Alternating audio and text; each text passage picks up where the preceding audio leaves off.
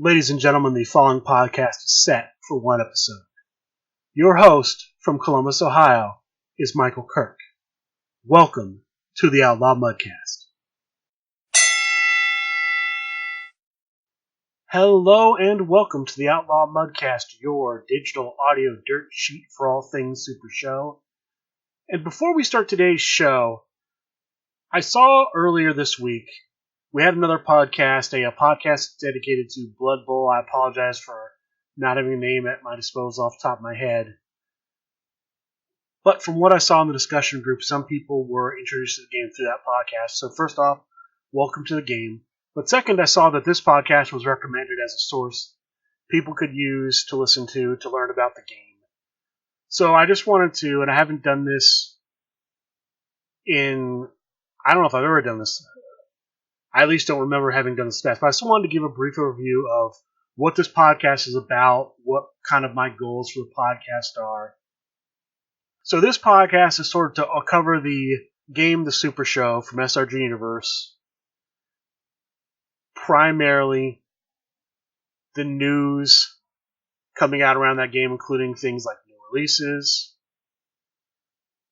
title shots for the LFF, the Legendary Fighting Federation, which is the name of the promotion that the Super Show represents, that the wrestlers in the Super Show are wrestling as part of. Part of this coverage includes analysis of new cards, new competitor sets. I also like to cover news of the local territories, the local play groups. I don't cover those as much as I did when I first started out. Partially because we have so many more now, partially because it's harder to get the information, and partially because there are so many other sources for it. For example, a little bit later I'm going to talk about today's Rumble at Highlander Games that's ongoing, as well as the Matt Stevens Grand Battle Tournament that was, I believe, yesterday. Now, those will be covered more extensively on Talk of the Universe, obviously because Steve Resk is at the Rumble at Highlander, as well as the general manager, John Clace, who are the primary hosts of Talk of the Universe. And I'm okay with that. I'm okay with them they are the official podcast / Twitch stream show of SRG Universe, so it makes sense that they are going to be the primary source. I try to give you my own opinion, and sometimes that opinion will not be positive. If there's something that happens that I think is wrong, negative, could be improved, I will tell you.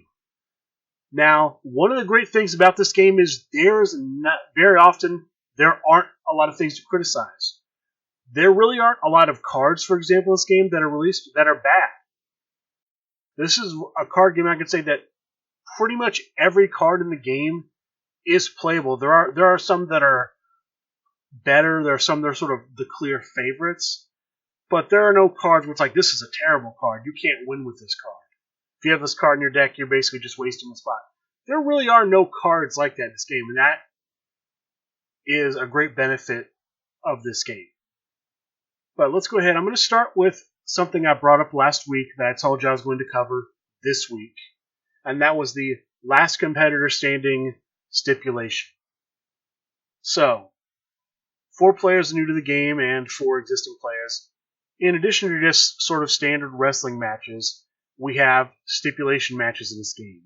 Things like lumberjack match, steel cage matches, triple threat matches. We have tables matches, ladders matches, tables, ladders, and steel chain matches. Psycho Circus, Ring of Fire. I can go on and on. But we just released a new competitor set. It's been out for a while. It just became commercially available about 2 weeks ago. The Last Competitor Standing set. So, every card has this same text on it. No disqualifications, no countouts, max hand size 10, highest printed skill breaks out. So if you're curious about that, what this means is, let's say the 6 skills on a competitor card are power, technique, agility, strike, submission, grapple. Let's say your power is a 10. If somehow you bump your technique, which is a 9, up to a 10, rolling technique will not break you out of a finish roll. You must roll power.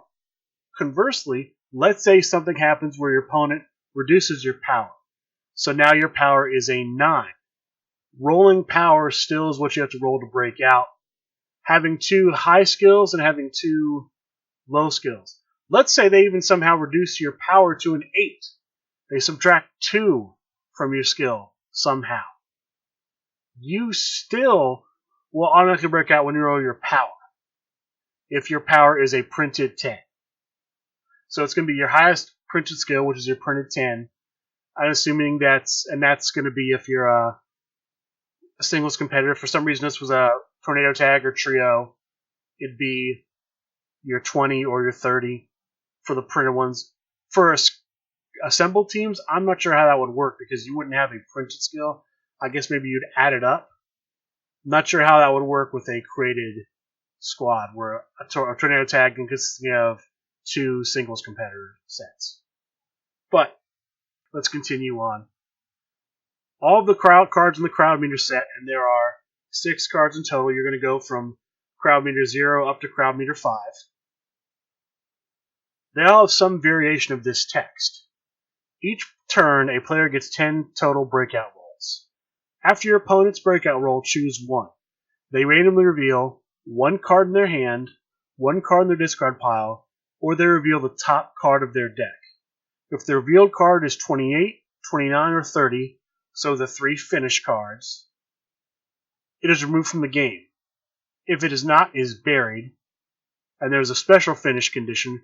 When your opponent has 3 finish cards removed from the game, they lose the match via KO. So they are knocked out. They are no longer standing if all 3 of those finish cards, numbers 28, 29, and 30, are removed. This is the same text at crowd meter 0 and crowd meter 1. At crowd meter 2, the number of cards revealed doubles. It's 2 cards either in the hand, discard pile, or top 2. At crowd meter 4, it's 3 cards. And at crowd meter 5, it's 4 cards. Now, this was the thing I wanted to clarify, but I asked Steve about. This is after every breakout roll. So let's say crowd meter 0, your opponent rolls a 10. It takes you 6 rolls to break out. After every breakout roll, regardless of success, you're going to randomly reveal one of those 3 things based on the active player, the player who's hit the finish, his choice. So if I'm playing, say, I'll pick Austin Pogue, the current LFF World Heavyweight Champion. If I'm playing Austin Pogue in a match, I hit a finish, I roll 10, he rolls his first roll, it's less than 10. Immediately, I will say, okay, reveal a random card in your hand, a random card in the discard pile, or the top card of your deck. He reveals it. If it's one of the 3 finish cards, numbers 28 through 30, it gets removed from the game. If not, he rolls again. If he breaks out, I make the choice over, we get a card's revealed. It may or may not be removed from the game. If it's not removed, it gets buried. If he doesn't break out, we still do that. And we just keep doing that over and over and over. So it is possible to bury the top 10 cards of your opponent's deck, assuming they break out on roll number 10. It's possible to essentially bury every card in your opponent's hand. Because if your opponent has 5 cards in their hand, and they take some 7 rolls to break out, that whole hand's going to get buried. Because every card that's revealed gets buried. So if you have a burial deck, a deck that this is really strong if you are playing a hand destruction deck. Because you can get their hand down, make them bury, then when it comes time, you can start going through the discard pile to get rid of finishes if you know there are finishes discard pile. In the right hands and the right circumstances, this set can be very devastating. I do like this set, though. I like the idea of essentially you get a 10 count to break out, and you will always have an opportunity to break out. There's never a scenario where you can't break out. It's not like in a standard roll where it's possible the finish roll is above your highest skill, and you just can't break out. Because I didn't bring this up earlier, but as the crowd meter goes up, the finish rolls do increase by 1. So crowd meter level 1, your finish rolls +1. At 2, it's +2. At 3, it's +3, and so on and so forth. So you do have that sort of standard crowd meter increase, which will make it harder to break out. But you will always have a shot. You will always be able to roll your highest printed skill and potentially break out. Haven't seen it played yet, but I would like to see it played soon. But that's it for new releases. Nothing else has really been released. I would have to imagine there will be some new releases coming up. I know we've got another convention they announced, the Captain Con convention. And I think now is a good time to talk about the upcoming events in the Legendary Fighting Federation in the Supershow. So I'm going to start with Captain Con. So Captain Con is a convention. It's going to take place the weekend of February 7th through 9th. So 2 weekends from now, as I record this on the 26th of January. It's going to take place in Warwick, Rhode Island. So if you're in the New England area, I imagine we'll see a lot of RCW players go out for that. SRG Universe will be there with a booth, doing demos, selling product.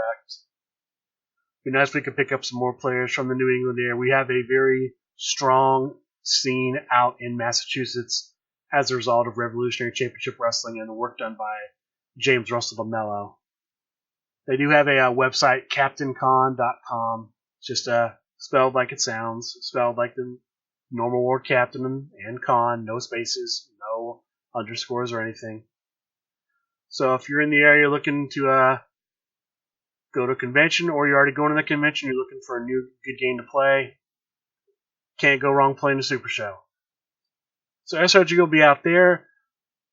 Will they do the next round of kendo of stick stairs and chairs, kendo sticks, ring steps, and steel chairs? I would kind of doubt that. I feel like it's last minute. I feel like those are going to be for the big conventions.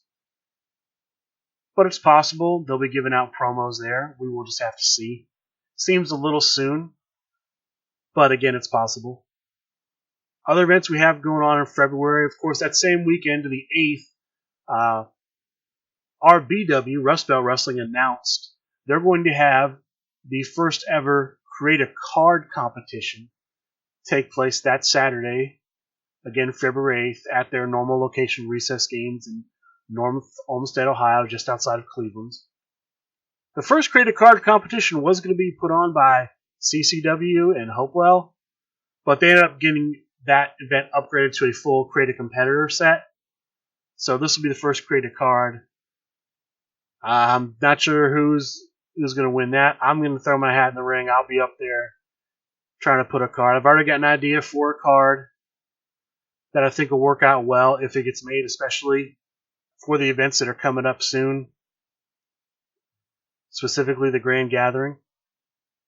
Other events taking place in February, of course, we have the House Rules Gaming there is going to be putting on a Create a Competitor competition.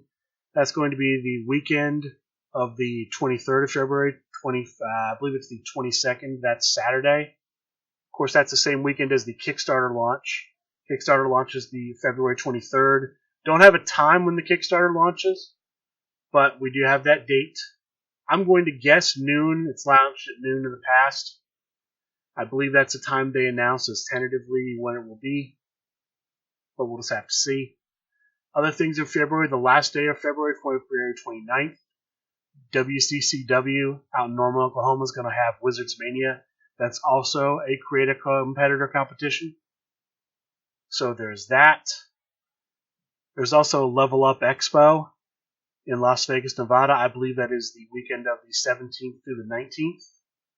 I know there will be an SRG presence there. But off the top of my head, I believe that is all the big conventions coming up in February, which is quite a lot. We've got a Create a Card tournament, 2 Create a Competitor tournaments, 2 conventions. It's going to be quite busy for SRG. And of course, the Kickstarter. You can't forget the Kickstarter. We're looking forward to the Kickstarter. Again, we're still looking for information to come out of that. We know the faction pack will be the family, the 4 singles competitors. In that faction set, the family will be Paulie the Pitch and Bacone, the Italian Bombata, Lorenzo Manicotti, and the new Maria Marinera. I know there's going to be some upgrades to the Italian Bombata's gimmick. We also know that there's going to be a box set in that's going to be the tag team, printed Tornado tag team box set that's going to include the tag teams of Storage Warriors, Black Lipstick, and Cryptocurrency. But that's really all the Kickstarter news we have. Let's talk about this weekend. Of course, this weekend, as we like to say, the other promotion is putting on a Battle Royal style event. And of course, we had some big events go on this weekend. First, I'll start with the event from yesterday down at Heroic Games in Roswell, Georgia, that the ACCW, the Asylum Championship Card Wrestling group in Georgia, put on. Here are just the results from that event. So the big tournament there was a payoff pack tournament, essentially a sealed tournament where the winner, and I'd seen earlier that the winner was going to get an original D2 competitor set. Turns out the winner actually got a foil Armenian set. That's the Armenian Power Punch, the Armenian Supershow, and the Armenian Steel Boot Shots. Still a great prize. I think personally I'd rather have the D2, but still a great prize. The gentleman who won that was Jeremy Steigerwald, so congratulations to him. There are also a few title matches that took place. So the current champion of ACCW, the inmate champion, was Alan Hawkins, the 2019 Undisputed Dragon Con champion. He faced Mitchell Rodriguez, took on that challenger, and won. But after winning that, he ended up having to defend a second time against Gabriel Silverman, and he was able to successfully defend. So now, in a world where we're counting defenses, and we've made such a big deal of 18 title defenses, the Undisputed Dragon Con champion now has 16 defenses of the ACCW championship. So he's right there alongside the SRG boss and the general manager, John Calais. The last big championship match they had at ACCW's event, Better Than FreeCon, was a triple threat hardcore championship. The 3 finalists of this hardcore tournament were Alan Hawkins, the current champion of the ACCW, Andrew Chipperty, I hope I'm pronouncing that correctly, and Jonathan Thew. And Jonathan Thew wins. He becomes the first ever ACCW hardcore champion. So congratulations to him. Congratulations to them for putting on a great tournament. The other big tournament that took place yesterday, from what I saw, was the Matt Stevens Battle Royal. I don't know if it was a tournament. All I saw was a match. 6 competitors. Kirk Polka, Greg Shockley, Brian Johnston, Shane Strickland, Brittany Strickland. And then I'm sorry, I just could not make out who the last person was. The first entered, the gentleman playing EC3. I just never got a good shot on your face, so I'm not sure who that was.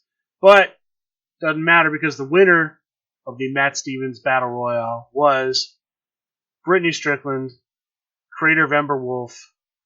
She wins. She got first pick in a payoff pack draft, as well as a shot at any title at Comic Book World that she chooses.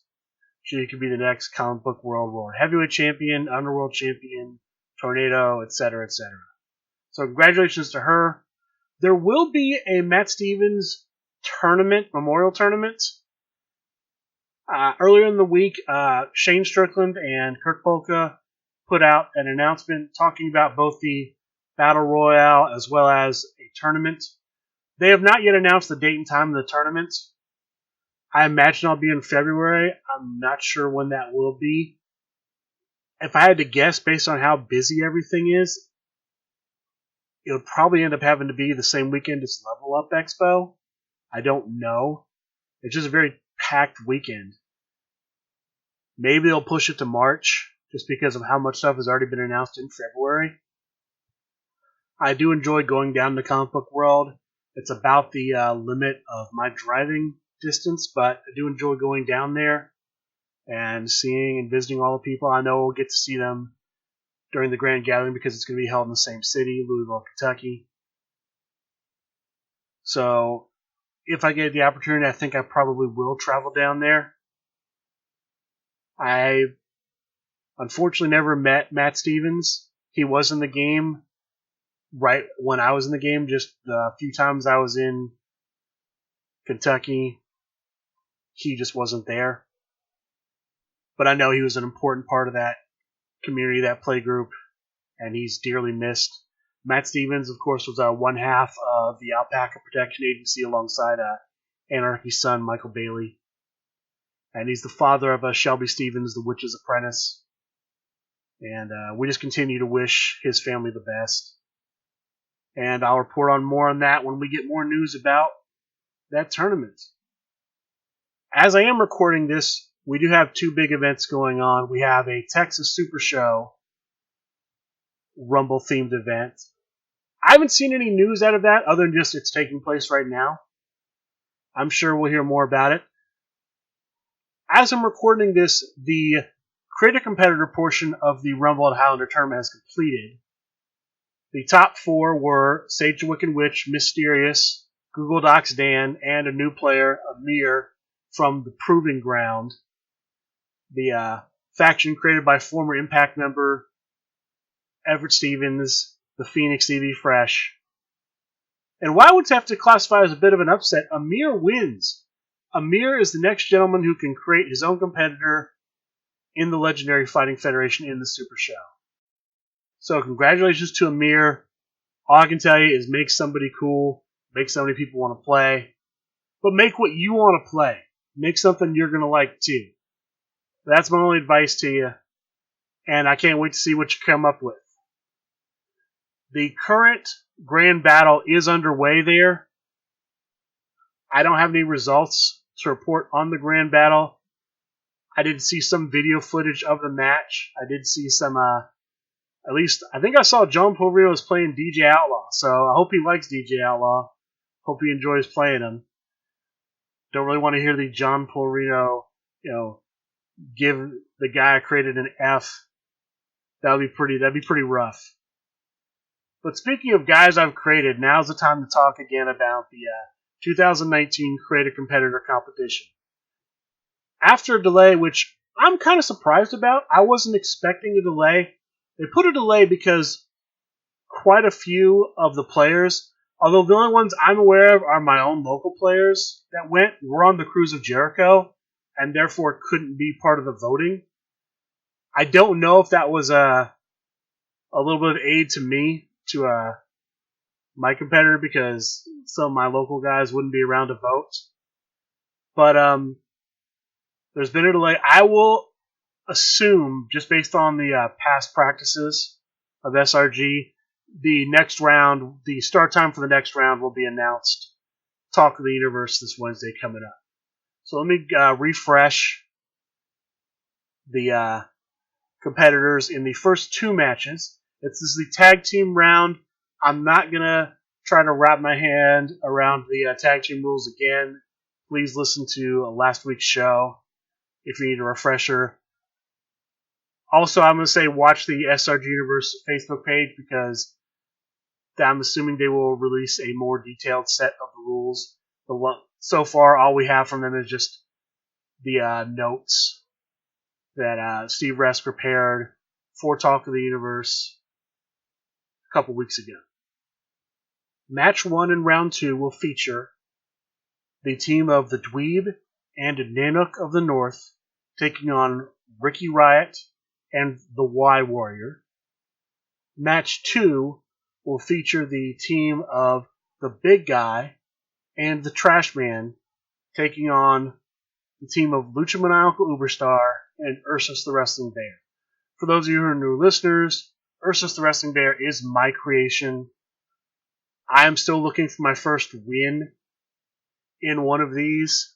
So far, Ursus has managed to lose every round. 4 times Ursus has come up for the vote. 4 times he has been defeated. I'm hoping this time might be the time we actually win and go on to round 3. We'll see. That's going to be a tough matchup. And again, I'll ask for your support. If you would like to see a wrestling bear in the Super Show, please let me know. And when we are doing the tag portion, I or my partner, Lucha Maniacal Uberstar, will tag you as part of the tag chain, and hopefully you'll tag somebody else. I believe we are close to the end of the news for this week. There's one other thing I want to cover before we go into the list of shows. For those of you who watch the Supershow Dojo, the Supershow Dojo takes place on the SRG Universe's Twitch channel every Tuesday night. They recently changed the format of how the show works. So here's the new format of how the show works. If you are a subscriber to the Twitch page, to the Twitch channel, you can throw your name in the ring, make yourself a potential combatant in the dojo. You go into you post, I believe it's !play in the Twitch channel. That puts you into a lottery. They randomly pick a person who's in there. That person will face one of the hosts of the Super Show Dojo. Usually that's going to be the boss Steve Resk and either some combination of Leo the Law, South Bell, John P., the Italian Mambata. Those are usually some combination of those people will be a potential combatant for you. You will challenge them. You'll pick a card that if you win, you and another player in the chat will receive if you win against the player you challenged. If you lose, that card will go on sale on the SRG Universe website. Before, you had to place a custom order. Now, they're just going to reduce the price of that card on the website, and it'll be on a first-come, first-served basis. If they reduce a card to, say, $5, there's 30 copies in there. You can buy anywhere from 1 to 30 copies. And if you buy them all up, nobody else gets a copy. Whereas before, it was 1 per person and a custom order. Now they're going to reduce the price. It's going to be a free-for-all. We already had a situation last week when they started this where one of the first cards, the 360 Lariat, sold out very quickly. But this gives the option, essentially, you don't have to order everything immediately and place them all on single orders. You can combine all of the orders onto one purchase. Just you are taking a risk that something will sell out. I am cautiously optimistic about this format. We did already have sort of one sellout. I know that I tried to at least get one 360 Lariat and was not able to. So we'll see how this goes. So far, it seems like it might be work out. Who knows? If it ends up being a bunch of sellouts, we'll just have to see. But that's the new dojo format. And I believe that's going to be it. Let me give you a list of play groups, and then we'll call it a show. So, again, for new listeners, and I know a lot of the old listeners actually like to tune out right about now, but as a service to the community, I give a list of all the play groups that I'm aware of, the days and times they play. So if you're in an area and you're looking for a group to join, you can come out and join them. One of the new players actually saw in the thread where my show was recommended was a Louisville, Kentucky player. I don't have Comic Book World, which is, I'd say, the main store in Louisville that hosts Supershow, on the list. I believe they have games Thursday nights. I'm not 100% on that, but that is what I believe is the case. But that is a great place. Jacob Maynard, who owns and runs that store, is one of the best rules authorities on the Supershow, and just have a great group of players out there. Kirk Polka, the current Underworld champion, is a great player. Just a top-notch Supershow community in that area. So if you're in the Louisville, Kentucky area, check out Comic Book World. I believe I also heard they play some games sometimes at Cardinal Games in Louisville, Kentucky. I'm not as familiar with that. I believe it is Michael Bailey, who I mentioned earlier, that runs that. But that's an option too. Another group we have, which just sort of started up in Bowling Green, Kentucky, is the Southern Kentucky Wrestling Exchange. As far as I know, the Southern Kentucky Wrestling Exchange doesn't have a regular date and time, but I do see they are having an event on the 8th of February, the SWX Winter Warfare. From what I'm seeing here, there's going to be a tag team tournament. There's going to be a tournament with a $5 entry fee where the winner will receive a payoff pack. And apparently there's going to be other title matches as well. So if you're in the Bowling Green, or I'd even say if you're in the Nashville area, since that's close enough, looking for a place to play, you might think about rolling up to Bowling Green, Kentucky and getting a game in. I didn't see a time on the posting. I'm going to assume be there before noon. But I would check that out. But that's going to do it for the show. It's a little bit of a shorter show this week. Hopefully we'll have some more Kickstarter information, some more news next week. But here we go. We will start, as we often do, with my own local play group, Buckeye Championship Wrestling. We normally play Saturday nights at 6 p.m. at the Guard Tower in Columbus, Ohio. Unfortunately, we did not play this weekend.